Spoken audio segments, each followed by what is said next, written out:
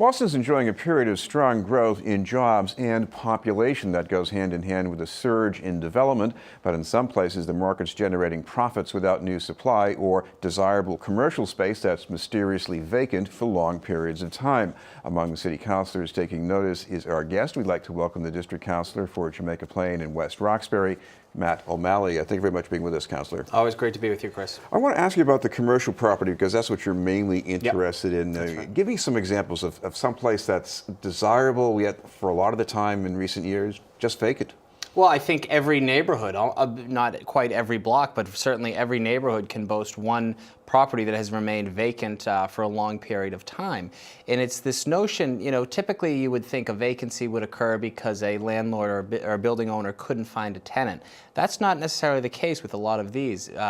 It's often there are many tenants or would-be tenants who are interested, but the landlord or the building owner will make the determination that holding out for a higher rent is justified keeping it vacant.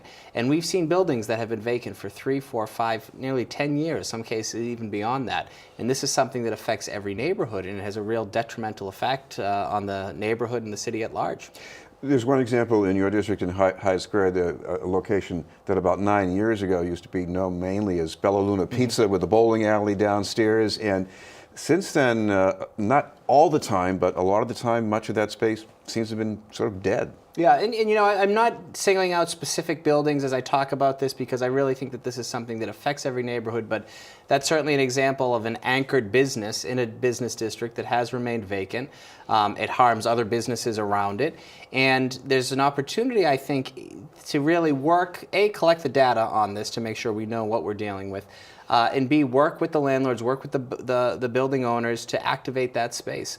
This isn't about being punitive. This is really just building a stronger local shopping district, commercial district, and we are seeing an increase in residential, particularly some of the higher end residential units as well. So this is something that is absolutely affecting the fact that it is one of the largest issues we're dealing with right now as a city is the expense associated with living in Boston, the fact that people are feeling pushed out, the fact that people can't afford to live here anymore.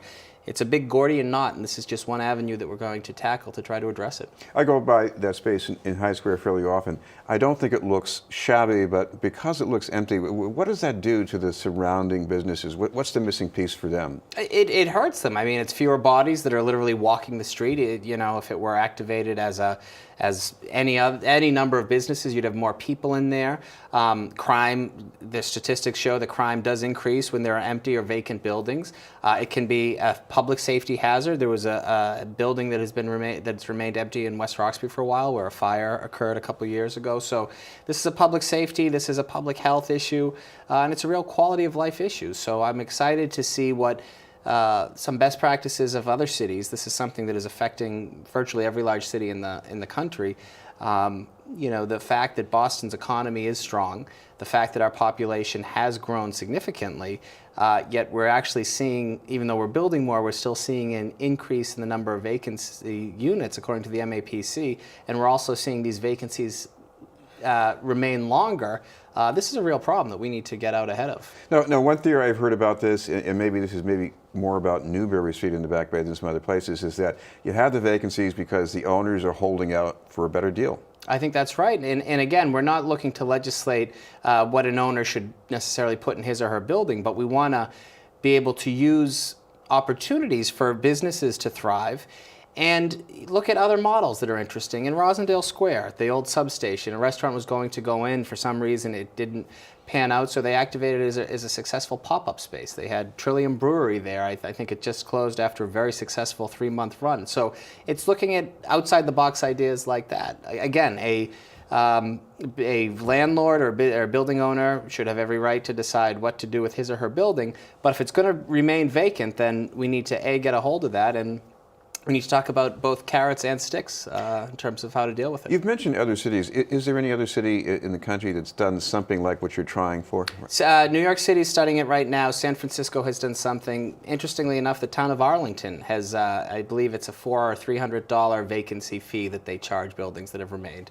It's obviously not as widespread as it is in the city of Boston. Arlington's a lot smaller town, but it's also a town that is doing well, that is becoming more expensive and more successful, but you're seeing similar instances where people will leave the stores vacant. So they're taking real action, and again, that's something that we're going to have on the table as well. You know, I don't want to plunge into the weeds about, you know, how you count the time or whatever, but imagine what you have in mind. If there's going to be an ordinance, there has to be some idea about what you want the revenue to be used for, if you want to have sort of a surcharge on these properties. No, and I think there should be a fee. I think we should absolutely have a fee, and it should be derived from the length of stay that the building's been empty, the square footage, the location, the value. We'll get into this at the hearing. We just did the hearing order, Councilor Campbell and myself last week.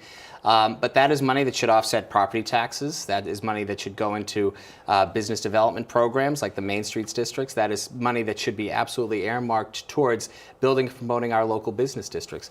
The small businesses of Boston are the economic engine of New England, so we want to make sure that they're able to survive, that they're able to thrive, and we can help them along the way. This is BNN News, and we're talking with City Councilor from District 6, Matt O'Malley. Councilor, another incentive you have in mind is to get more net zero energy buildings put up. That is, that they create more energy than they actually consume. Why do we need that? Well, because we're a coastal city, we no longer have the luxury of saying that we need to do something about climate change for our kids and our grandkids. That ship has sailed. It's affecting us now. We've seen it in our own weather patterns over the last several months. So whenever we talk about this new development, whenever we go through the community process, oftentimes my office, others will make a plea for more increased affordability, lower affordability guidelines, all important, community benefits, something like a community benefit room that folks can use. These are all important issues, but we really haven't been having the conversation as to why we should demand more energy efficient buildings and what that means. Now, not only is it good for the planet, obviously, but it also will be oftentimes quite good for the builder, quite good for the renter or the condo owner, because the money that would be saved over the long run. So we're starting this program. It's been about a year now that we've been working on it. It'll be a series of continued meetings that we have with folks from the building industry, from the city's Boston BPDA, from the City Zoning Commission, to figure out ways that we can really codify what we want to see built, or what do we want to see for guidelines to make sure that we can have energy efficient buildings. More than half of our greenhouse gas emissions come from buildings in the city of Boston. Now, this body has taken an active role in passing the Boston Energy Reporting and Disclosure Ordinance 3 or 4 years ago, which will measure and manage greenhouse gas emissions in buildings. This is taking it to the next step, the logical next step. How do we build more energy efficient buildings? We need it. Time is clearly of the essence, and there's a way we can really lead on this.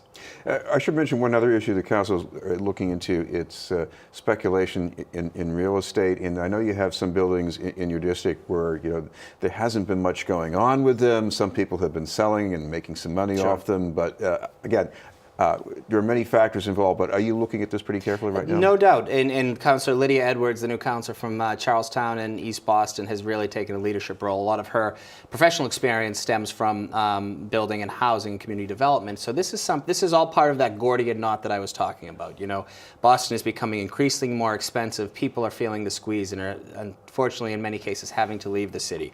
So we talk about speculative housing. We talk about vacancy in the commercial districts. We talk about Airbnb and new regulations for that. We push the Jim Brooks Act, which is going to allow for more tenants' rights.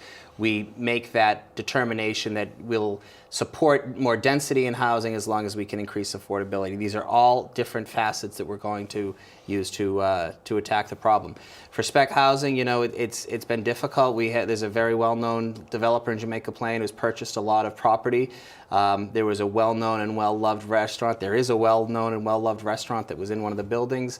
They were told they were going to move. We were working with them to try to come up with some solution, and that same building, which was purchased a year ago, is already back on the market. So it's really troubling, and the effects that a lot of this can have could be quite chilling for the neighborhood. So we're going to keep an eye on it. We're going to see what we can do, and we're going to ultimately do what we can to support those businesses and those residents. Yeah, and in fairness, you know, you've got conflicting parties who have different agendas, and you've got a zoning process that's sort of in transition. So that really makes the knot even tighter. No, it does. It's a difficult process, and it's, I think, one of the biggest issues we're dealing with as a city right now. So we need to do what we can to address it.